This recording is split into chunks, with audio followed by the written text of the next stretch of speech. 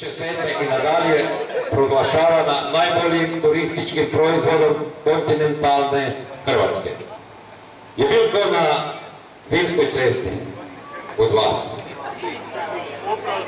Upravo ste došli, evo to sam htio reći, dok dolazite u Štrigovu odmah ste na Vinskoj cesti, a normalno mi smo se potrudili i napravili jednu pošipalovu stazu koju su mnogi već prevozili, ali mi još nismo napravili pravo otvorenje, ono bude, što sam ne meni malo vremena.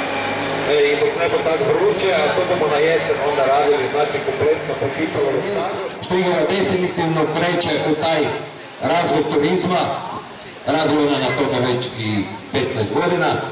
Evo, ove godine, krajem sad 6. mjeseca, mi 100% povećavamo noćenja kad smo imali lani čitavu godinu. Evo, tako da, ako trebate sobu, imamo i to. Eto. Dobro, eto, ja se vam zahvaljujem. Dobro pedalirajte dalje do Toplica, znate.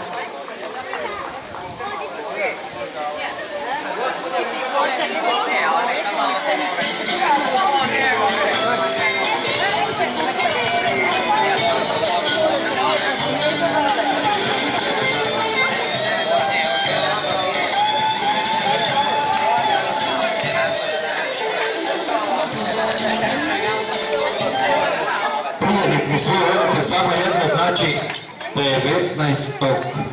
Onda se vraćamo natrag na feštanu Štrigovske noći, inače tam je jedista fotografija da se radi na trenutnom projektu. Eto, pozivam vas već sada, 19.7. na 1000 gemišta. Može biti i 1200, ne znam potrebno. Udrlo bo ti sunce, nema šta.